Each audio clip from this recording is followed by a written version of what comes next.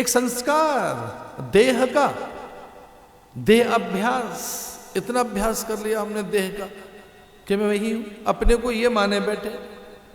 जब मैं अपने बारे में सोचता हूं तो देह दिखाई देती है, मन नहीं, बुद्धि नहीं, ये मैं हूं, फिर ये मेरा विचार है। इसलिए सूत जी से कहा शौनिक आदि 88,000 ऋषियों ने कि हमको कथा सुना दीजिए।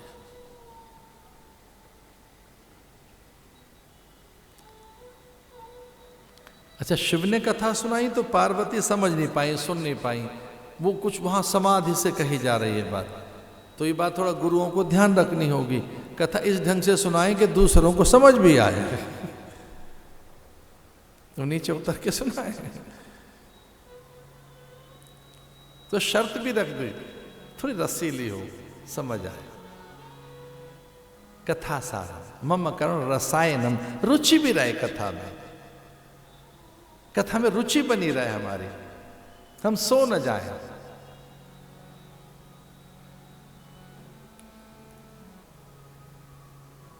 जिज्ञासु देखकर, मुमुक्षुओं को देखकर, सत्य पिपासु और साधकों को देखकर प्राय गुरुजनों की ज्ञान गुदड़ी खुल जाती है, ज्ञान पोटली। ये देखकर भी जिज्ञासु है।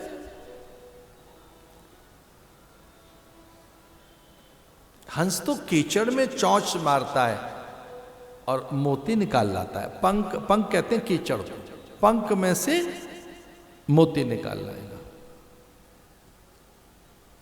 वैसे ही हंस जैसी प्रकृति के होते हैं संत।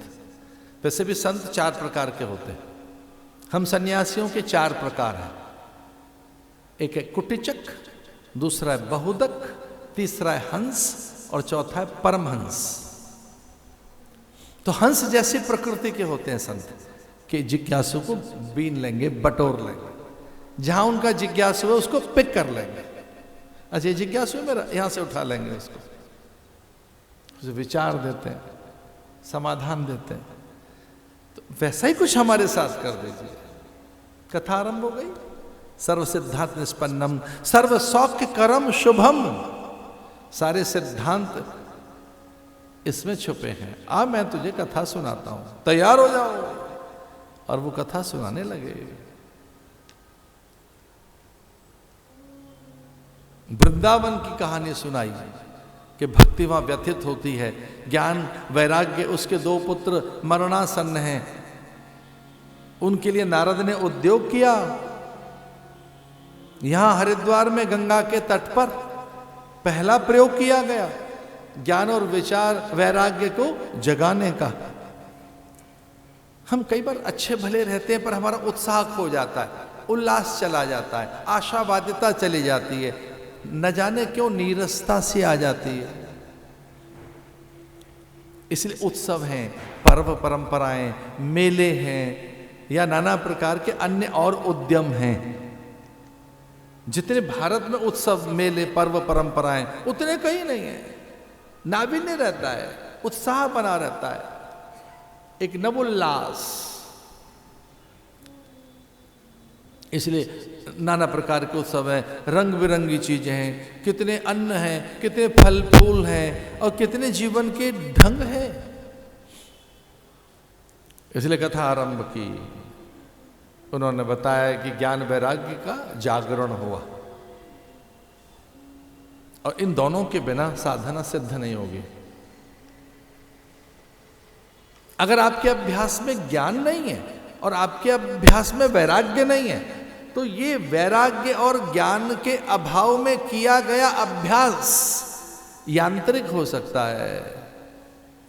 इसलिए कुछ लोग कर तो रहे होते हैं, दिया बाती, पूजा पाठ, आरती चालीसा, प्रणाम प्रदक्षिणा, अर्घ देना, पारायण करना और व्रत के नाम पर अन्न न खाकर दुनिया भर की और चीजें ग्रहण करना।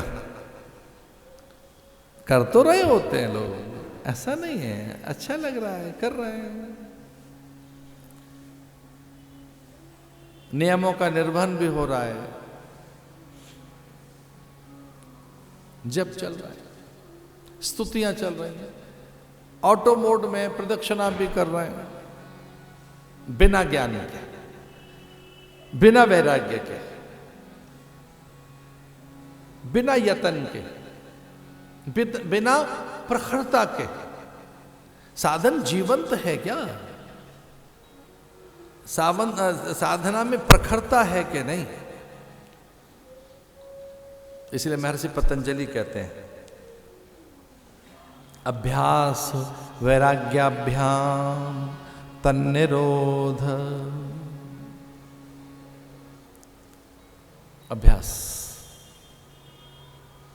वैराग्य के साथ, ज्ञान के साथ, रुचि के साथ। साधना भी कलात्मक हो, भावात्मक हो। हम लोगों की जो पूजाओं में प्रकार है, हमारे षोडोपचार, गंध अक्षत पुष्प वस्त्र धूप दीप नैवेद्य पाद्य अर्घ आचमन आह्वान प्रदक्षिणा निवेदन, फिर आत्मनिवेदन प्रतिवेदन, इन सब में जो रस बनते रहे आपके। दूर्वा का चयन, पुष्प का चयन, विजया का, बिल्वपत्र का, धतूर पत्र का, वृंदा का, रुचि बने, रस बने, उल्लास आए। अब पूजा करने जा रहे हैं, वृंदा का चयन कर रहे हैं, दूर्वा का, बिल्वपत्र का, शमी का, धतूर का, तुलसी पत्ता, थोड़ी हल्दी, तिनक सा मिष्टान, थोड़ा सा जल। अब दीपक, प्रणाम करेंगे भगवान, आपका मन ठीक हो।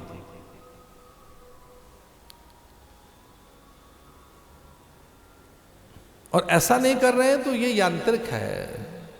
इसलिए ज्ञान वैराग्य बूढ़े हो गए। सनकादिक ने कथा सुनाई, जीवन के प्रति उत्साह जगाया, और ये हमने अनुभव किया। कभी कभी उत्साह जब शिथिल हो जाए, आपके रस खोने लगे, तो जीवन फीका हो जाता है। एक दिन हमारा नमक की राम रस की थोड़ी सी मात्रा ऊपर नीचे हो जाए तो भोजन कैसा हो जाता है। एक भक्ति रस है, एक ज्ञान रस है, एक सेवा का रस है, जो जीवन में उत्साह लेकर आता है।